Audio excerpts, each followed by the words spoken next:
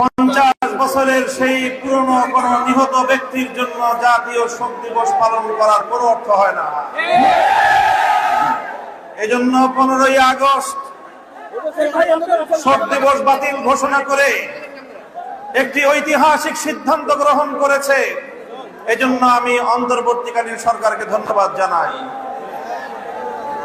আরেকটি বিষয় আমি দেশবাসীকে সতর্ক করতে চাই, হেফাজতে ইসলামের নেতা কর্মীদেরকে সতর্ক করতে চাই।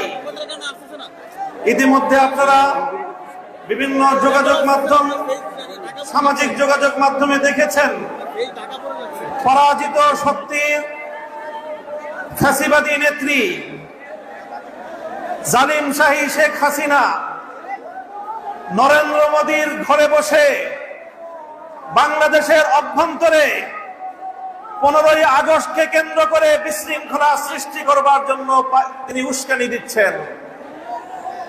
বলতে চাই, আওয়ামী লীগের, যুবলীগের, ছাত্রলীগের যারা বিগত 15 বছর পর্যন্ত হাতুড়ি লীগের ভূমিকা পালন করেছেন, মনে রাখবেন এখন বাংলাদেশ আর সেই 16 বছরের ফ্যাসিবাদী পরাধীন বাংলাদেশ নয়। এই বাংলাদেশ আজ স্বাধীন বাংলাদেশ। ছাত্র জনতার সকল রক্তের বিনিময়ে অর্জিত এই স্বাধীন বাংলাদেশে যদি 15ই আগস্টকে কেন্দ্র করে কোন নৈরাজ্য সৃষ্টির পায়তারা করা হয়, সারা বাংলাদেশে তাদেরকে প্রতিরোধ করা হবে।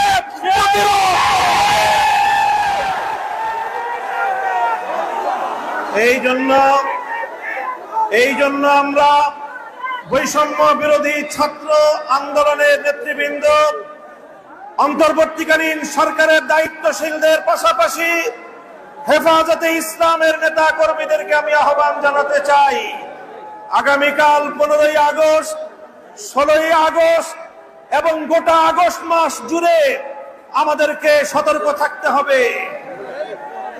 কারণ মনে রাখবেন, আওয়ামী লীগের রাজনীতি হলো প্রতিহিংসার রাজনীতি।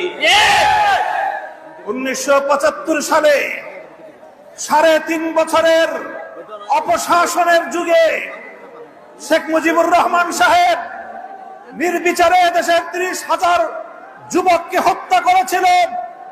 এদেশের বাকশাল কায়েম করার মধ্য দিয়ে মানুষের সকল অধিকারগুলো তিনি হরণ করেছিলেন। অধিকার হারা মানুষ তখন তারা ক্ষুব্ধ হয়ে ধানমন্ডির 32 নম্বর বাড়িতে অভ্যুত্থান পরিচালনা করেছিল। তখন এই শেখ হাসিনা ঘোষণা দিয়েছিল যে জাতি তার বাবাকে হত্যা করেছে তিনি সেই জাতির কাছ থেকে প্রতিশোধ গ্রহণ করবেন।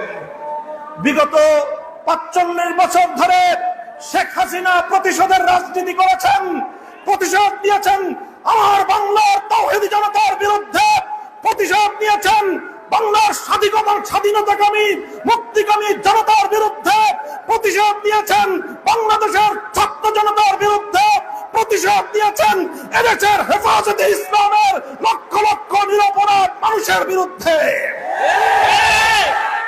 তিনি একজন খুনির নেশায় মাতাল, খুনের নেশায় মাতাল। আপনারা লক্ষ্য করে থাকবেন, যারা মাতাল হয়, মদখোর হয়, তারা সারাদিন যে যেখানে থাকে, দিন শেষে রাতের বেলায় সব মাতালগুলো একসাথে হয়ে মদ্যপান করে মাতলামি করে। বর্তমান পৃথিবীতে বড় বড় খুনের নেশায় মাতাল আছে। 1 নম্বর বিনিয়ামিন নেতানিয়াহু, 2 নম্বর ভারতের গুজরাটের কসাই নরেন্দ্র মোদী, 3 নম্বর বাংলাদেশের বিদায়ী ফ্যাসিবাদী শেখ হাসিনা। এই শেখ হাসিনা এখন গিয়ে খুনের নেশায় মাতাল হয়ে নরেন্দ্র মোদীর সাথে আখড়া করেছে। যদি বাংলাদেশের স্বাধীনতার উপর হস্তক্ষেপ করার চেষ্টা করা হয়, তাহলে বাংলাদেশের মাটিতে ভারতীয় দূতাবাস থাকতে পারবে না। শেখ হাসিনার বিরুদ্ধে বাংলাদেশে বিভিন্ন থানায়, আদালতে হত্যা মামলা দায়ের হয়েছে। আমি আহ্বান জানাতে চাই, খুনি হাসিনাকে ধরে এনে বিচারের কাঠগড়ায় দাঁড় করাতে হবে। প্রিয় সাথী ও বন্ধুগণ, বক্তব্য শেষ।